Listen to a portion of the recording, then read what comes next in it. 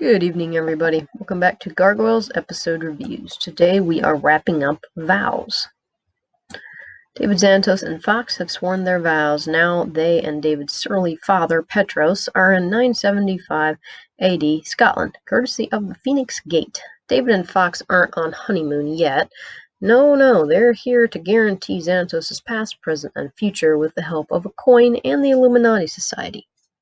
Demona and Goliath are abroad as well. Unlike Xanatos, Demona wants to rewrite her history.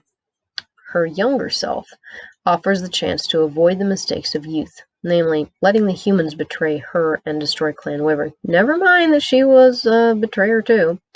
We're about to learn how time travel works in the Gargoyles universe. Hint, this ain't Star Trek, thank goodness. I love Star Trek, but I hate how they do time travel. Lost? Well, go read or listen to part 1. What's sorcery? We pick up where we left off with Goliath explaining to Mentor Hudson, aka Hudson, who is 20 years younger than the Hudson we know, how he got here. It's sorcery, yes, but not that kind of sorcery, because there's a difference, evidently. He attended the, quote, wedding of an enemy and was tricked into handing over the time-traveling gate. Oh, and we have a screenshot of Demona face stroking Goliath. It's the same face stroke she used when they reunited in Awakening. Anyway, an enemy, huh? An enemy? A singular enemy? So Fox doesn't count, I guess. Why not?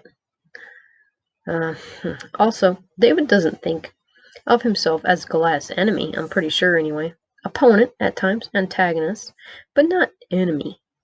That was apparent when he shrugged and said, "If you say so," to Goliath's assertion that he couldn't trust Xanatos' invite to talk atop the Golden Cup building. You know, actually, I mean, trying to think back, whenever Xanatos has sort of invited him to talk, like in The Edge, you know, they were able to have the discussion, and then there was an attack. But usually there's not an attack first. But I might be wrong there on some of the other episodes. I haven't really analyzed it. All right, getting back here. It's doubtful David even thinks of Goliath as a rival. I stick with my idea that the billionaire considers Goliath a playmate and sparring partner. David considers himself a trickster, meaning his plots are not malicious. Dangerous, destructive, and even deadly, but not malicious. Even changing Elisa's brother Derek into an eelcat bat was more of a cruel joke than revenge, I guess, if you squint. He could have easily had Derek killed or mutilated, as many a Batman rogue would have done. The metamorphosis might have even been a sort of bizarre prank gift. Derek does seem to enjoy his new wings. And heck, I mean, if he's going to be metamorphizing people, he could have metamorphized him into something way worse, like some sort of slug creature or something. I don't know. Alright, here's a fun fact. Both Demona and Goliath want to protect young Demona from her future and her future self. Both Gargs think it's totally doable and a wonderful idea. They don't take into account how much would change if Demona didn't turn out the way she did. If she stayed in the straight and narrow, Castle Wyvern might not have fallen to the Vikings. We wouldn't have the show. 2020 moment. And Xanatos wouldn't be rich, because he wouldn't have gotten the gate.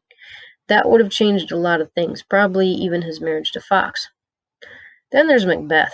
Oh, the history of Scotland would have been different if Demona and Macbeth hadn't made their bargain. Hunter's Moon never would have happened. With the change in the timeline over 1,000 years ago, the repercussions are so far-reaching that it's impossible to say how things would have changed in detail, other than to say that they would have changed greatly. I mean, on a monumental level. Amazing how one seemingly small cog in the machine can change the course of history if it's not in the right place. So we all play a role in history.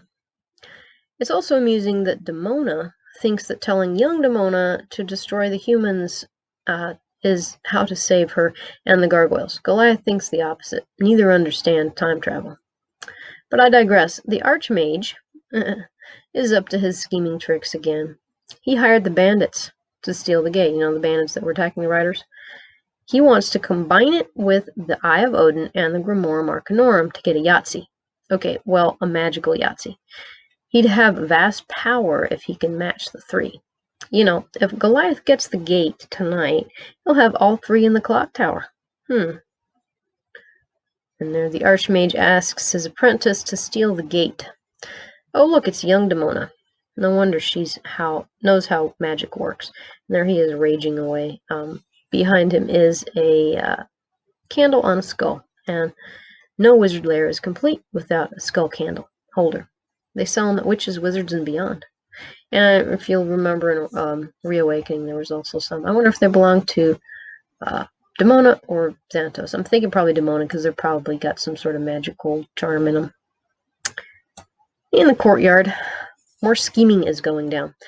David, Fox, and Petros, all looking mighty fine and fit for the Ren Fest in their 975 garb, are in the courtyard. Petros is pissed because his boy is schooling him. And David is in his glory. David hands a letter to a writer who departs. That's the ambassador guy. Just drop it in the FedEx box when you ride by, okay? Actually, do not use the FedEx box. Use anybody but FedEx if you actually want that thing to get there. Ask me how I know. Petrus grudgingly asks what his boy is hatching now. David is all grins as he explains his plan. Finally, he'll get Pop to see how he's a self-made man. Aside from wisely investing the $20,000 and growing a company into a conglomerate, he also sent himself the original coin that was worth $20K. That's right, he sent himself the coin. He's hatching a golden egg, Petros. Chill out, Captain Negative. See, he just sent 2 letters now. One tells the Illuminati Society to wait 1,000 years, then deliver a coin to a young David Xanatos, age 20, in Bar Harbor, Maine. He's holding the coin up. I love how he takes a few home with him. Another 100K or so will cover the honeymoon. Wonder where they went. Or maybe he just kept them. I think he probably just kept them. A little souvenir there. Probably kept all their garb. It's pretty cool.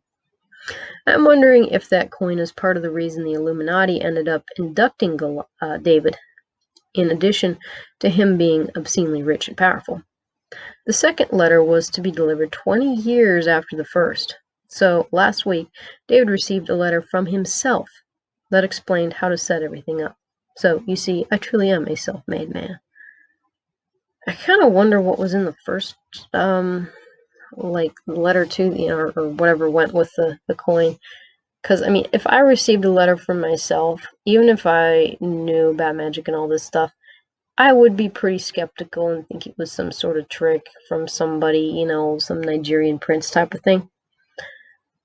But, I don't know, maybe I'm assuming he put some sort of, identifying stuff in there, like mother's maiden name, make of his first car, his pet's name, whatever, he's so proud of his accomplishments, and rightly so. Look at him. You really don't ever see him any more prouder than that, and darn it, he should be. Who else sets up their future by going time traveling? But Petrus won't even give him a pat on the back. Fox jumps in to literally pet him. Yep, the face stroke, she does that. Like all the females in Gargoyles do when they're buttering up their males. He smiles like a cat that's just treaded the couch, walked on the counters, and eaten the parakeet. And face strokes is the key to loving your man in Gargoyles. That's the caption. Petros does not miss a beat. You almost have to admire this man's devotion to negativity. All right, Mr. Big Shot Time Traveler, you sent off your little letter without answering one important question. How do we get back home? I don't know where to start. I will read that Tumblr part 2 post, at least, to you all eventually. What impresses this man, honestly? Not castles on buildings, not gargoyles, living mythical creatures. Not armor, not helicopters, not time travel. Not even the Illuminati Society. You know what impresses him, I bet? Fish, and boats, and gyros. David contents himself with Fox's attention, and her comment that she's so proud of him. Yep, this is why you leave your mother and your father and cleave to your wife, sir. Meanwhile, Demona grabs young Demona and gates out. Goliath comes along at the last moment. Demona puts him down when they land, though. It's amazing how she can beat him when, the story calls for it, when it's convenient. 2 Demonas, oh, have mercy. She shows young Demona the fate of the castle and clan. Destruction. She says the humans did it. Oh, now we know why Demona did what she did.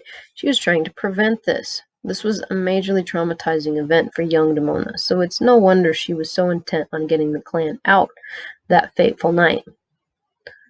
Oh, that one drew some blood there. There's a Goliath flying backwards with actually some blood coming out of his nose there. I mean, you do not see that. And she's like, any other fight, maybe? Yeah. Demona screams that young Demona should use her Phoenix Gate to kill the humans. All of them. And rule the gargoyles. Rule the world, for that matter. You're sounding a bit maniacal, Demona, again. And there she's quite intent. Caption is, curling invisible dumbbells also helps with world domination. Good old double fist. Rule the world pose. However, young Demona does not like who she became. I do not wish to be you, she says. Wow. But that doesn't even make Demona flinch. Instead, she decides to resort to beating young Demona into understanding. Why would this work? You are losing it, Demona. Goliath comes to and stops Demona. He tells young Demona, and yes, this is confusing, not to worry about anything, but to instead keep her vows of love and to, quote, tend the petty jealousies that prey upon your heart, unquote. What's that supposed to mean? Why not just tell her not to betray the clan to the Vikings? Would you just say what you mean? And there he is, older Goliath holding her chin as she holds the gate. It's like he's burning her image in his mind so that he thinks of her instead of present Demona when he remembers their past. Young Demona takes Goliath and present Demona back to the highest tower of the castle in 975 AD. House Xanatos is calmly awaiting their ride there. It's the Commander Riker pose with one leg up there on the battlements there for David. David picked this tower as it was the tallest and gave the best view to see the gates fireball, I think. Plus, it's Goliath's favorite parapet. Xanatos, or David, Xanatos actually, was never worried about being left behind. When Goliath says he'd leave David behind, except he fears the, quote, damage that he would do to the time stream, unquote, David waves it off. You won't because you didn't. Time travel's funny like that. Of everyone here, Xanatos is the only one who understands the rules of time travel. He knows that if you step on a butterfly in 975, it's okay, because you already stepped on that butterfly, 1,000 years ago or more. You really can't mess up time by traveling to the past. Well, you can't mess up the future, I should say, which is currently your present. Because anything you do has already been done by you. That's how he could set up his coin and the letters. Yeah, see, it did not change his future, it guaranteed it. And we'll see that in another later episode that's pretty darn good episode. I love how Xanatos is almost never surprised by anything. And there's Goliath holding present Demona, and young Demona is behind him. And Xanatos is just taking it all in. It's all good. According to Greg, the idea to set up Xanatos' coin and letters, quote, came from the time stream, unquote. It had to, really, because it's a chicken-egg situation. Xanatos couldn't have set up the coin plan without young Xanatos getting the coin and making him rich enough to have access to the gate. That would enable him to go back in time and send the coin. See how circular it is? You can't have one without the other. Man, I love time travel. Kind of makes my head hurt, but that's okay. When you're the only one who understands time travel. There he is, grinning. That's a pretty nice sky behind him. And there's, on his collar, he's got the Illuminati pin. As for how David knew Goliath didn't leave him, well, David must have hit the history books. See, he had to send the letter before he knew Goliath would pick him up. Yeah, see, he got the letter before the wedding, and he just sent the letter now, so he really didn't know anything beyond that. David probably assumed that if Goliath had left him, there would have been a country or two named Xanadu or the United States of Xanatos. All hail the merchant emperor. He wouldn't even dream that maybe Goliath left him there, and then the locals promptly murdered House Xanatos the next night, and that's why history doesn't mention him again. Then again, anybody who knows Goliath as well as David and Owen know Goliath, well, they would expect him to bring them back home. They all blaze back to the future. And you didn't bring me back a turkey leg from the Renfest? Come on now. There they are with the fire is kind of dissipating around them. And there's Owen and the judge, right where they were a minute ago. Back in 975, the Archmage is blaming Demona for losing the gate. Hudson steps in, intimating that he'll tell everyone what Archie is up to. No wonder the wizard blew out Hudson's eye. Retreating, the Archmage blames the strangers for the theft of the gate. In the present, Demona revives. She tells Goliath that she remembers his little speech, and it didn't make any difference. So let's just back up a bit here. I'm assuming Goliath never saw House Xanatos. Otherwise, he'd have recognized them back in Awakening. So I'm assuming he just never really, or if he did see him, he didn't get a very good look at him or forgot. Whatever, that works. Alright, in the present, Demona revives. She tells Goliath that she remembers his little speech and it didn't make any difference. Goliath thinks it's a pity. Oh, gee, you really don't have the knowledge to say that. It's sad for her and the clan, yes, but good comes from the bad. It's how God designed the world. It's why the, quote, hero always wins. Instead of scratching his face off there, she just tells him he's a failure. Nice. Well, that was all incredibly fun, thinks David. He turns to Pop and asks, well, Pop, did you have a good time at the wedding? He's concerned about his family enjoying it, and also maybe hoping for one last attaboy, or a singular attaboy, even though the whole thing was mainly to get his past secured, and his present and his future. And there's David looking kind of proud of himself, got his arms crossed, and there's Petros frowning deeply, as always. Oh, look at him, still holding out hope that his dad won't be a raging jerk. Because apparently being a nasty, abrasive, miserable codger for the last 24 hours wasn't enough for Petros, he lays out a piece de resistance. He flips a penny at David. All the joy's gone from the younger Xanatos now. What's this? He asks. He's looking at it. I bet he kept that penny, though. This is such a sad scene. Poor guy just wanted some approval. It's so rare you get to see Antagonist's deeper problems and hurts. It's Petros' wedding present. It's not worth much now, he says, but in 1,000 years, who knows? It's my wedding present to you, because it's all you seem to care about. Alright, let me quote you what I put in my Tumblr post. Excuse me, there are a lot of ways I would describe David Xanatos, but money-hungry is not one of them, actually. From the very first time we meet him atop Castle Wyvern, he makes it clear that while he isn't wasteful and he is an excellent businessman, money is not his first priority. It was Owen who insisted that the castle-raising adventure would its cost would be astronomical. David responded with, "Make the offer now, Owen, this instant." Throughout the series, he spent untold amounts of money on his plans. None of those plans were specifically aimed at getting more money. I mean, yeah, it may have been a side effect, but it wasn't the ultimate goal. Like, really, are you really going to make money off of Coldstone? Or even the cat bat eel things? I don't know. Even this plot achieved more than just wealth. This particular one, the going back in time. And really, who would turn down time travel? Come on now. David likes to mix business with pleasure. Now, Petros is grasping at straws. Since he can't use the "you didn't earn any of it" line anymore, he switched to "you are only concerned with money," which is not really accurate at all. If David had gained success in some other field, like say writing or construction or farming, Petros would still probably find a way to harp on his son. To David's unending credit, he takes all this harassment like a gentleman, either explaining politely and clearly why Petros is wrong or simply ignoring it. Family is the only thing that can drive me into a rage. Well, I think that's changed at this point since I've written that.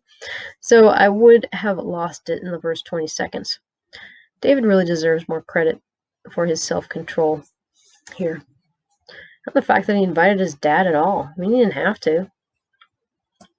Could have just avoided the whole thing and made it run a whole lot smoother. But then again, he's not going to miss the chance to at least try and show his dad, since his dad won't believe anything he says, that he is a self-made man. All I can think, other than Petros is a giant jerk, is that this is why David is the man he is. That latent need for fatherly approval runs deep in his heart, but maybe that's okay. He's always striving for more, always achieving new heights, always upping his game. That's a good thing. Now that he's got Fox, he can do that for her instead of his father. Who will never, ever approve of anything he does. Unless it involves fish. But even that wouldn't be good enough. I give up. Speaking of Fox, she doesn't get many lines in this episode. I think her VA was on a different project. I don't know. I'm just kind of making that up. Her role isn't even that important, other than to sex up her mane a little. Sort of a foil to Petros's jerkness. Get married and knock out a couple bandits. So let's give her some love, eh? This is her first wedding. Since from all I know, it's David's first as well. And hopefully her last. I'm sure she had ideas about how she wanted her wedding to go, but instead she agrees to a wedding that is exactly how David wants and needs it to be. I don't know how much he explained to her. A lot of these times it seems like he doesn't explain the plot a whole lot. He might just give her some tips and just expect her to hold on and do what she's supposed to do, what he wants her to do, without her really knowing. Most of the time she does pretty well. A few glaring exceptions. But again, a little bit of conversation there, a little bit of communication would have maybe helped there. So she's not really to blame there. She said she was proud of him after he laid out the plan for Petros, but this could have just been her way of sticking it up for him in front of his ever exasperating father.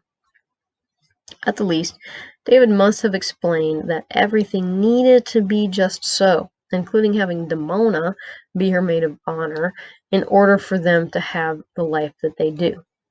Yeah, and in this one, when she says that she's proud of him, she doesn't look like she's shocked that all this happened, that he set all this up. So it just kind of looks like she is standing up for him and reiterating the fact that she is proud of him.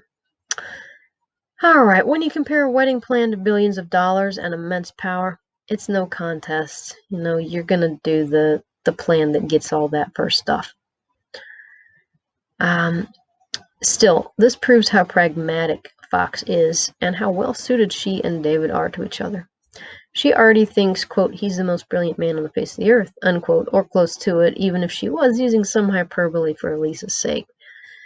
He got her out of prison early. He saved her from the Eye of Odin. Okay, yeah, he was kind of sort of responsible for her being in both of those positions, but, so was she, I guess, except for the Eye of Odin. That she didn't really have any sort of knowledge about that one. If there's one man she can trust to be on top of things and act in her best interest, even if he screws it up in the beginning, it's David Xanatos. She trusts him implicitly, and he lives up to her expectations. Yeah, other than Owen, she's the only person that he will pretty much will never screw over, so to speak. In a bad way, that is. I have a little headcanon that David and Fox have a good discussion about all this, and she helps him come to terms with his rocky relationship with his dad, and maybe he helps her a little bit too. Final thoughts. Finally, a series with time travel system that makes sense. We've seen the Archmage a number of times now. He's no longer the throwaway character Greg thought he would be. What's he planning with all those magical items? Fox and David are married. Wow, now what? Two heads are better than one, so I'm sure the schemes will only get better. Will we see Petros again? I hope not. I want to smack him. I'd get his negativity all over me, though. Now what about the judge? Will he be back? Another scheme of Demona's is foiled. Well, she's not going to give up, though. How's she going to follow this one? What will become of the Phoenix Gate? Having time travel artifact with very little rules, or very few rules, other than the user must say an incantation while envisioning the time and place they want to visit, is a dangerous move in any series. Alright, well, next week, or next time, we answer the question of how Demona will respond to this latest defeat. It's a heck of a reaction. Takes 4 eps to lay out, involves the whole city, and goes deep into her past. Macbeth also surfaces. So tune in for City of Stone Part 1. Yes, we are all the way up to City of Stone. Well, what'd you think of the last half here? Did you like the little interaction between the Demonas and the whole explanation of how that interaction actually maybe caused the events in Awakening? And what did you think of Petros? So, if you want to comment, do it here, or you can do it on the blog. Like, share, subscribe, do all the things. Thank you so much for watching, and we'll catch you in the next one.